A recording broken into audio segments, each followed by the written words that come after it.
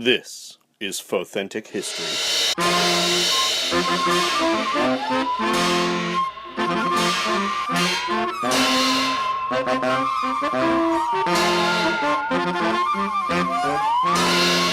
Hello, and welcome to the show. I'm Holly Fry.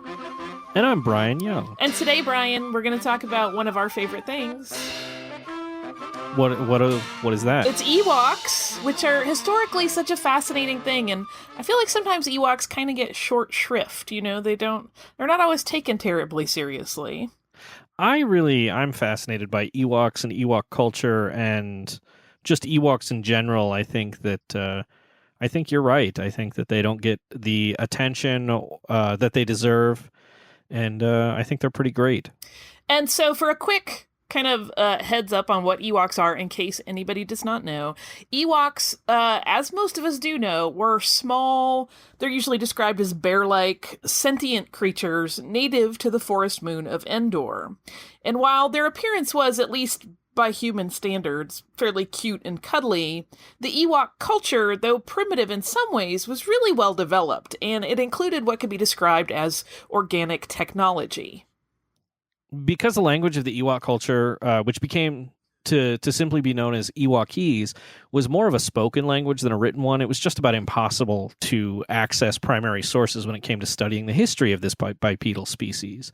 So that means that the knowledge we do have is largely what was recorded by humanoid species, and we really don't have a good sense of how much may have gotten lost in translation. Yeah, that's always the trick when a culture is not writing about itself. You don't know how much bias affected the historical imprint. And there's a piece of evidence of that gap in actual Ewok history versus the history that's most often told. And that is the disappearance of a young female Ewok from the historical record and sort of the narrative of the Ewok story that never appears in the most common stories we hear about Endor. But this Ewok, who is referenced in some of the sort of more legendary stories, was not just a member of the tribe, but was in fact a princess. She was the daughter of Chief Chirpa, and her name was Nisa. So it's clear that there is a huge omission from the official record if such an individual could sort of drop out and be excluded. Well, there's a long history of female exclusion in the historical record in a lot of cultures, right? For sure. And there are enough sort of legendary stories of Nisa that there's something truthful in it. You know what I mean? In terms of context, there's got to be something to it. Whether all of those stories are accurate or not, there was a female Ewok there in the midst of it that somehow didn't make it into the more commonly relayed narratives. Well, and I know she has been mentioned, at least just mentioned, although her stories haven't been told in some of the more canonical texts. Right. But regardless of that status, there have been many stories of Nisa and Ewok legend, and today we're going to talk about two of them, but there are literally dozens of others. It's highly likely we'll continue to examine Nisa's story in future episodes. So without further ado, Holly, would you take us right in? Yeah. So Nisa, whose full name was Nisa Ajara Kintaka, was, as we just mentioned, the daughter of Chief Chirpa. Her mother was an Ewok named Raleigh. And as a chief's daughter, she was a member of the royal family of Bright Tree Village. And as Chief Chirpa's offspring, she was destined to be chieftainess. But the beginning of really what should have been a privileged life was marred with tragedy. When Nisa was still very young, a toddler-like stage, when young Ewoks are called walklings, a brutal primate of a species known as the Hanadak attacked, and she was in the forest with her mother and her older sister, whose name was Asha. The attack, which must have been brutal, left Raleigh dead and Asha missing, and presumed deceased. Nisa, however, survived and was found on the scene by her father. So from an early age, Nisa usually wore a blue gem, a gift from her older sister, on her hood to remember her lost sibling and mother. Yeah, I can't imagine what that tiny childlike creature must have endured. That had to have been terrifying.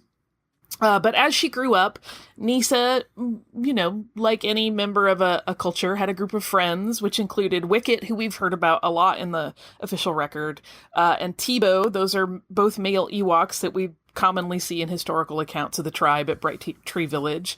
And she was also good friends with another female Ewok of her age named Latara.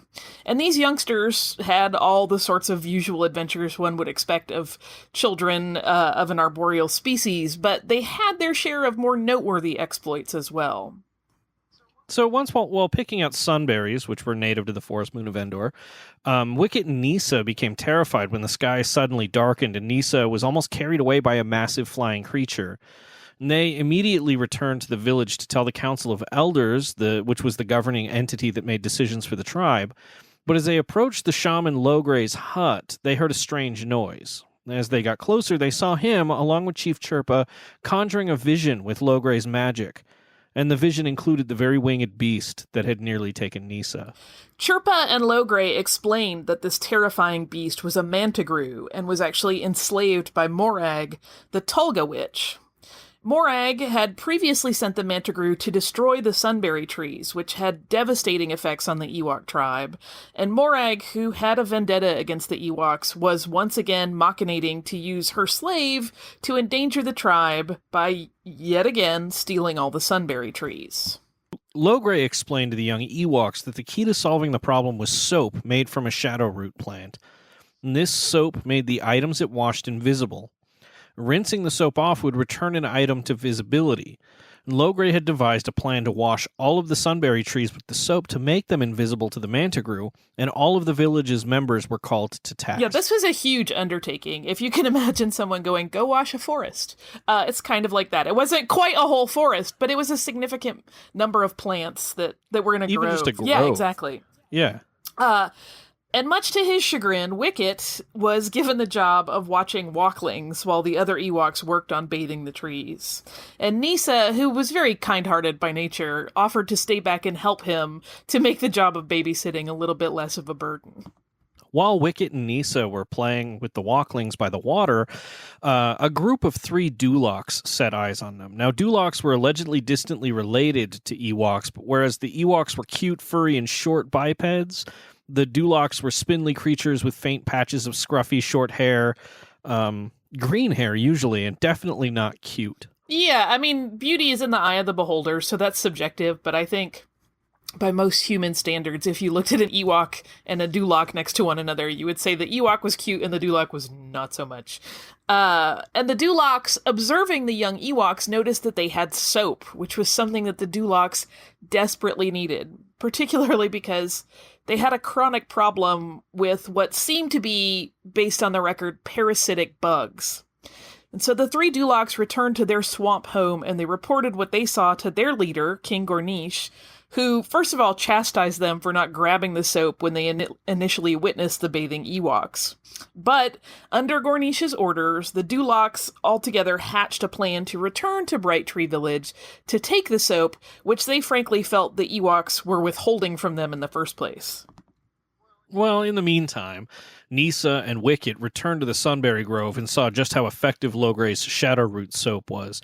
The trees were completely invisible, and Wicket reminded Logray that there were a handful of sunberry trees near the river and offered to take care of washing them with the help of the walklings. And the Duloks, meanwhile, while everyone was busy with this washing job, snuck into the village, and 2 of them snuck specifically into Logray's hut, where they made a mess of things while searching for soap.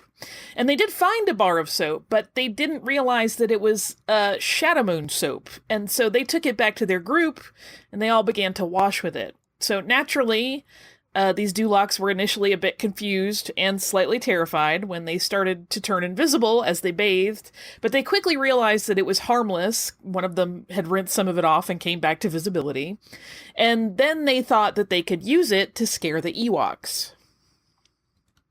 While Nisa, Wicket, and the walklings worked on washing the sunberry trees on the water's edge, they started to hear strange noises, much of which sounded like bickering. When they were unable to see anything, they presumed there was nothing there, though the babysitters were dismayed to find that while they had been investigating the odd sounds, the walklings had started using the soap on themselves. Only half of the sunberry trees on the shore got washed as a consequence. Yeah, don't leave magic soap with tiny children. It's just a bad just idea. generally. Especially because it tended to like sparkle when it made bubbles, which is appealing to kids. It was a poor judgment moment for Wicket and Nisa. Well, adolescent Ewoks don't make the best decisions as much as Correct. Walklings do. So yeah, they to be clear, Nisa and Wicket were hearing the Dulocs as they were bickering and running around invisible, but they didn't realize that was going on. And so the invisible Dulocs once again snuck into the village, and then they started making trouble. At this point, a lot of the Ewoks were coming back from the tree washing, and they were resuming their normal activities. And so the Dulocs were like eating pies and overturning pots and buckets and just wreaking havoc. And the Ewoks thought they were under attack from what they did not know. And then the Dulocs feigned to be tree spirits, and they tried to banish the Ewoks from the forest. Yeah, some of the Ewoks thought pretty quickly this was like a haunting situation. Like, it was just like, these are ghosts, we're screwed, full stop. The trees are talking, we are in so much trouble. Yeah, but Logray pretty immediately wrote off this idea as nonsense, and it didn't take long for Logray to deduce that the Dulocs were the ones that had stolen the last bar of Shadowroot soap. And this seems really like it wouldn't have been a terrible problem. Like, the Dulocs were problematic, but they were mostly harmless because they were kind of bumbling. But there was actually a bigger issue in play, and that was the fact that the soap at this point was all gone. As you'll remember, those tiny walklings wasted some of it. And there were still some of the sunberry trees that remained visible. And according to Logray, if the Mantigrew were to get to even one of the precious trees, it would soon be able to find the others. Logray, ever full of insight, quickly deduced that the Dulocs had stolen the soap to try to clean their fur. Had they simply asked rather than resort to theft, the Council of Elders would have given them some soap, so to punish them, Logray devised a plan to steal back the Shadowroot soap and replace it with a new soap that he made that actually attracted bugs. To really drive the lesson home, Logray had several Ewoks, including Princess Nisa, release massive swarms into the Duloc swamp. Yeah, if they had just said, hey, we're dirty and we need your help, they totally would have been fine. But sneakiness got them punished. And I have to say I was a little surprised, looking at the historical record on this, that Logray was so sort of mean-spirited in his lesson teaching. So Ewok's gonna Ewok. Right? It's a little didactic with a little bit of an edge. And so while all of this was going on, the Shadowroot soap was dropped into the water when the Ewoks made their retaliatory visit to the Duloc swamp. But Wicket devised a way to quickly gather the water that still contained soap bubbles. He'd put it in like a watertight skin and then spray it onto the remaining sunberry trees that had not yet been treated. And this move did work. It rendered the trees invisible. And so when the Mantigrew flew over, it saw none of the trees, and it returned to Morag thwarted, and they kind of saved the day. Yeah, no, Ewoks are resourceful creatures. Yeah, they're really inventive. Yeah. So, on a different occasion, Nisa and Latara had managed to take some time away from the Ewok village for a little BFF bonding and relaxation when fate put another unusual circumstance before them. A big part of life at the Bright Tree Village was simply keeping an eye out for potential danger, and Nisa was generally really smart about getting help from the more knowledgeable elders. Yeah, she was wise in just being able to discern when situations seemed a little dicey and being able to go to somebody with a little more knowledge and strength or power than her and going, hey, this is up.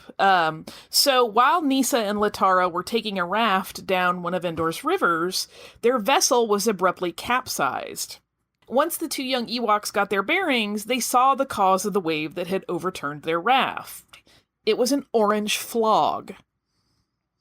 Flogs, man. Flogs. Flogs were massive primitive bipeds and worked throughout the galaxy in places where heavy labor or intimidation were required. Their sheer size made them inherently dangerous to Ewoks who were much, much smaller. Flog males, for example, could grow as tall as 20 meters, whereas the average Ewok was only 1 meter tall in adulthood. It's possible that the Flogs came to Endor when a ship they'd been enslaved on crashed. Yeah, that is a big size disparity. An Ewok could easily get squished in a footstep of a Flog. The Flog that had created the turbulence in the water had actually been a smallish, immature one who was playing with a club there in the water right by the river's banks. But there was an entire family that it was part of, and Nisa and Latara wisely hid themselves in a safe place while this family of flogs passed through the area. Once the danger had passed, the two immediately reported to the village elders about what they'd seen. After hearing the account of the flog sighting, Logray explained to the group that had assembled that flogs were fundamentally peaceful, but would become very dangerous if they were angered in any way. Unfortunately, in the meantime, events were playing out that would complicate the Ewoks' plan to just leave the flogs to themselves. So when the youngest of the flogs, who was basically like the equivalent of a very young toddler, or right at that cusp between baby and toddler, got away from his parents and wandered into the woods, Morag, the Tulga witch, who was a problem in our previous story, quickly took advantage of this situation. She cast a spell on the baby, whose name was Naki, and her minions carried him away, so he was kind of in this state of sleepiness. And when the flogs went looking for their missing child, what they found was an Ewok hood and accoutrement, like a little bow and arrow and some other little accessories, and they presumed, understandably, that the Ewoks were behind the vanishing of Naki. Morag, incidentally, had planted those Ewok accessories to cover her own tracks. Morag's hope was that the upset flogs would destroy Bright Tree Village, after which she intended to return the baby. But in the meantime, she dumped the giant toddler on the Dulocs with the intent that they would care for the child. For Naki's part, he was a good-natured kid and mostly just wanted to cuddle with the Dulocs, though the affection was certainly not reciprocated. Feeding a young flog was a massive job in and of itself, and the Dulocs were really ill-equipped to handle childcare, such as diaper changing and feeding at such a massive scale. And they eventually ended up kind of taking the lazy route, and they tethered the child to a log in their cave. I mean, Dulocs have problems like cleaning their own fur, so like handing them a giant baby just sounds like bad news all around. Yeah, like I wouldn't trust them with a baby animal that could mostly care for itself. I certainly wouldn't trust them with an infant. So, to further muddle things, a young Ewok named Milani had run off on her own after Wicket inadvertently hurt her feelings. When Wicket heard what had happened, he insisted on finding her, and Nisa and Latara and Tebow joined him. But instead of finding Milani, they encountered the angry members of the Flog family who were looking for the lost Naki. To escape the irate giants, Nisa, Wicket, and their friends made their way into a hollow log to try to roll it away from the Flogs, who, by virtue of their immense height, could easily outpace Ewoks on foot. But this escape, which seemed to be working initially, went awry when their log went off a cliff and into the river where it broke apart, and so the young Ewoks were left adrift on the fractured pieces of wood. Nisa, true to her problem-solving nature, worked with Wicket to devise a plan in which she and Latara would return to the village to warn everyone that the Flogs were on a rampage, and Wicket and Tebow would continue to look for Milani. So this flog toddler, Naki, was easily strong enough to drag that log that he was tied to behind him.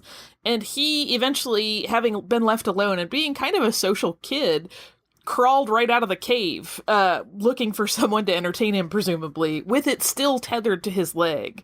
He was lonely, and he was scared, and he headed into the woods, we assume to try to find his family. But it was there that he and the lost Ewok, Milani, actually encountered one another.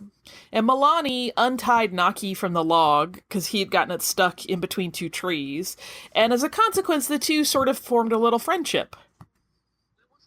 It wasn't long before Tebow and Wicket discovered Milani and Naki together. While the boys were initially worried that Naki was a danger, it quickly became apparent that Milani felt perfectly safe with her new friend. But when Naki got a whiff of food that the Dulocs were preparing in an effort to lure him back, because they did not want to anger Morag, the baby took off at a run while holding Milani in his hands, so this got a little scary in a hurry. And Tebow and Wicket actually managed to grab onto the rope that was still dangling from his ankle. Milani had untied it from the log, but the rope still remained on the baby. And so, as a consequence, 3 Ewoks, Milani, Wicket, and Tebow, all found themselves dragged into the Dulocs' lair. In the meantime, Latara and Nisa had returned to the village and told Logray and Chirpa about the angry Flogs. It didn't take long for the tribal elders to work out that Morag had taken the Flog child and attempted to frame the Ewoks.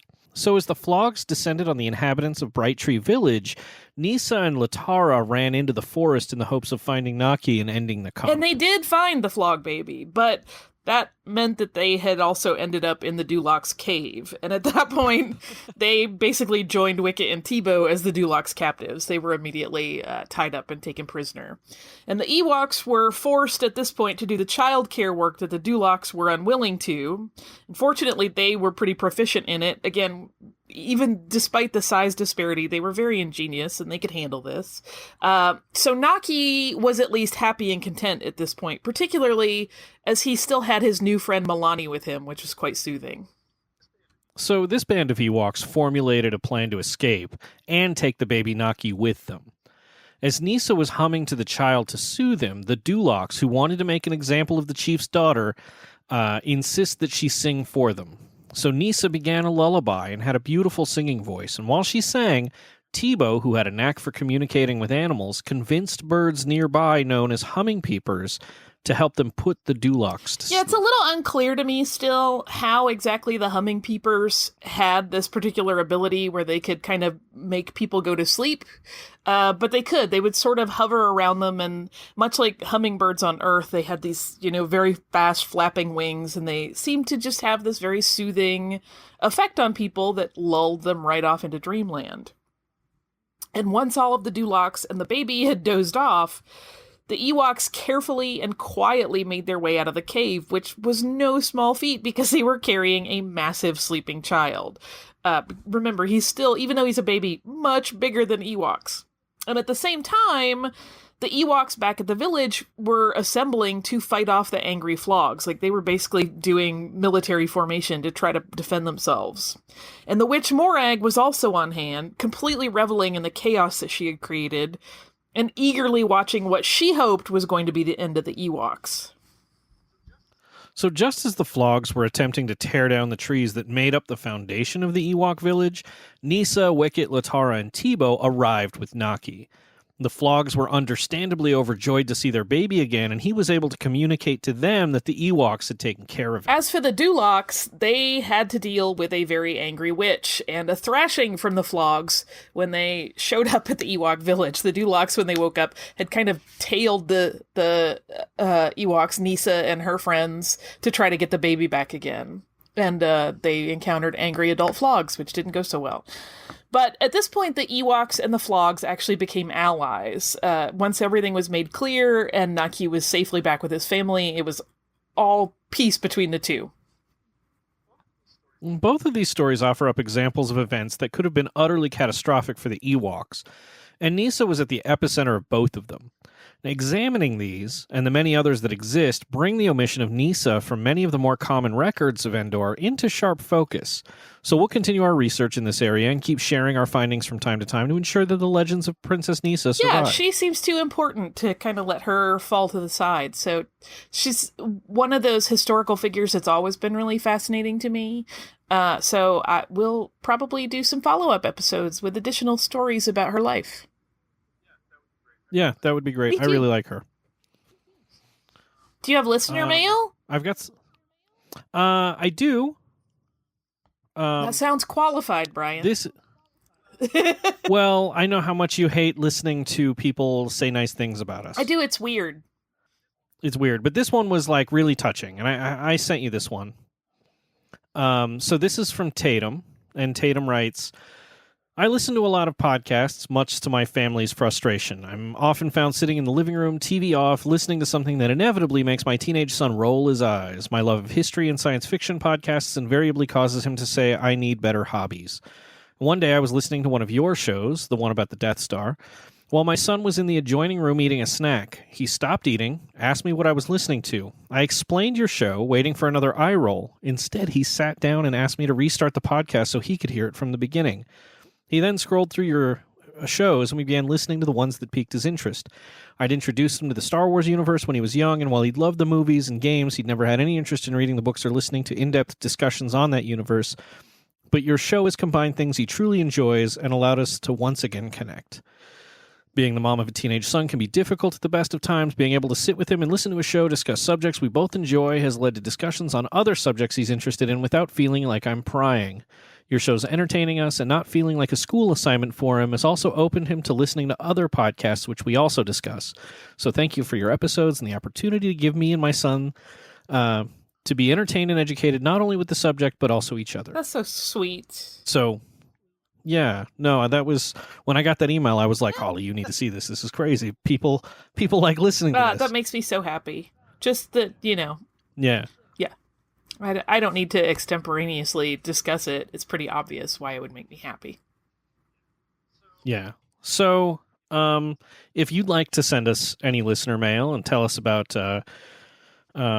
anything of the show, or if you have any firsthand knowledge of any of the events we've talked about previously, you can leave us an email using the contact form on the Fothentic History website, which is fothentichistory.com. And Holly, where can people find you? I'm on Twitter as Surliest Girl, and I'm on Instagram as SurlyGirly5. And then my regular day job is hosting a podcast called Stuff You Missed in History Class, which is at missedinhistory.com. And there you can find the jumping off point to all of our social media, which is pretty much Missed in History across the board. And then we do another thing together, too. Yeah, it's a Star Wars podcast called Full of Sith, so you can find us there, and we're just going to yak about Star Wars all the time, and which is good. And then you can find me on Twitter at Swankmatron and Instagram at Swank. You can find me pretty much everywhere at Swankmatron. And if you want to listen to those podcasts, that's great. And any of my other writing appearing anywhere else, you can find it by looking at my Twitter, and I'll point you in the right place. As far as Fothentic History, like I said, fothentichistory.com to send us emails. You can also look at the backlog of episodes. You can subscribe to us on iTunes or Stitcher, wherever else you get podcasts, and don't hesitate to leave a review. That's always really nice. And be sure to send us an email if you want to get in touch with us on Twitter. We're at Fothentics, and you can look us up as Fothentic History on Facebook. So unless you've got anything else, we also have a live show coming up. We do. We have a live show coming up next week at Salt Lake Comic-Con. Yeah, so we're going to be talking about the Infinity Gauntlet and the Infinity that's War. on Thursday, I believe. Yeah, so if you're listening to this live and happen to be in the Salt Lake area, please come to our live show. Yeah, we would love to see you. Come and say hi. So until next time.